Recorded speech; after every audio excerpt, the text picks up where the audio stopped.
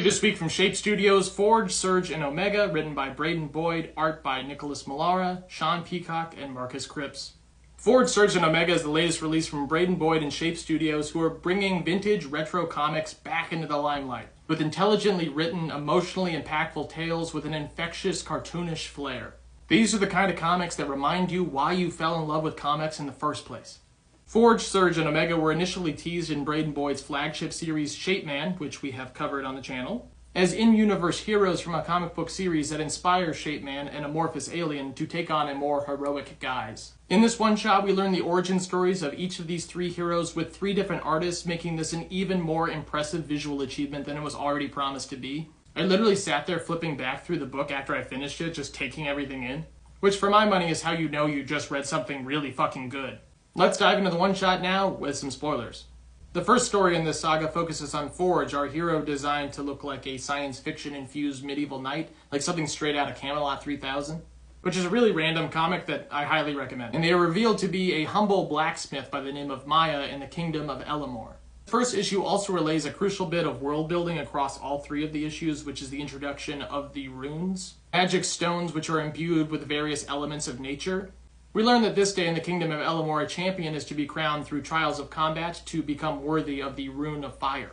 However, unbeknownst to the peaceful kingdom, they are about to be beset upon by the necromancer Vu Doom and his army of skeletons. Maya heroically takes up the fire rune and with it the mantle of Forge to save the innocent citizens. Afterwards, she is rewarded as the champion and keeper of the rune from the king, who tells her that the runes have a funny way of choosing their own champion, which is a poignant bit of foreshadowing as we transition into our next tale about Nick Newton, who will become the hero, Surge. We begin with a younger Nick taking a tour of his mother's laboratory as she explains to him the source of her experiments, a mysterious stone that we recognize from our introduction in the Forge narrative as the Storm Rune. This is a stone that generates an untold amount of power, and what begins as an innocent scene soon devolves into chaos as we see the Storm Rune overload and explode the laboratory. Nick's mother is able to shield him from the blast, but is unable to save herself. And as a young Nick takes up the discarded Storm Rune, he sees the mysterious face of a figure in an apparent tear in space at the end of the laboratory. And cut to years later, as senior college student Nick has become an inventor himself, creating a pair of goggles that are able to harness the Storm Rune's power into an electrical blast. This invention comes just in time as Nick discovers that his quantum physics professor is actually the man who sabotaged his mother's experiment years ago, intended to steal the Storm Rune utilizing an invention of his own design, a portal device, which only allows him to teleport short distances, but with the power of the Storm Rune could allow him to teleport through time.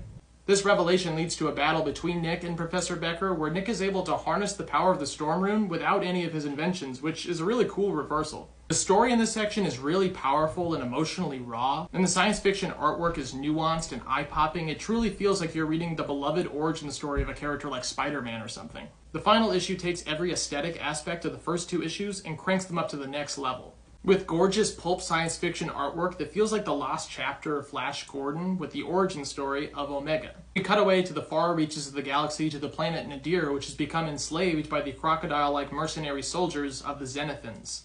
A brave Nadirian man stands up to his Zenithan captor as he beats an elderly prisoner, and he demands a trial by combat with the Zenithan champion to determine the fate of the Nadirian race.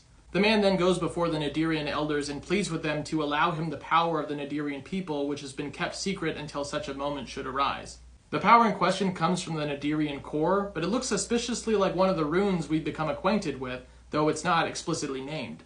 After absorbing the power and becoming Omega, he then takes on the Zenithan champion, who is called the War Beast, who looks and behaves like a more savage version of Shape Man for fans of that series, essentially an amorphous alien race that can adjust their shape, size, and strength. After an epic battle, Omega is able to beat down the War Beast, but the king calls off the battle saying that Omega cheated.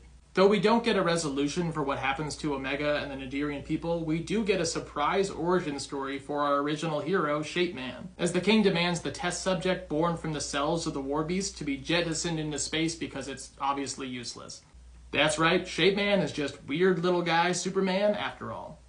This comic is so fun and engaging with its subtle connections and its slowly developing overarching narrative to the story of Shape Man. I really can't get over how approachable and natural this comic feels while still feeling rewarding to established comic book fans.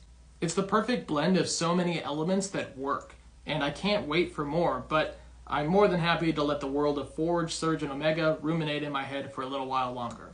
Remember to support Breydon Boyd and Forge, Surge, and Omega by going to shapecomics.com. Shout out to Breydon Boyd for always spreading comic book reader positivity. Look at this epic first page. How can you not read this? And doesn't this feel like a classic comic book superhero page with some amazing artistic choices? If your book has a one-eyed crocodile warlord, I will read it. Forge, Surge, and Omega is a solid, thought-provoking, epic endeavor that I really hope we get to see through to the monumental end.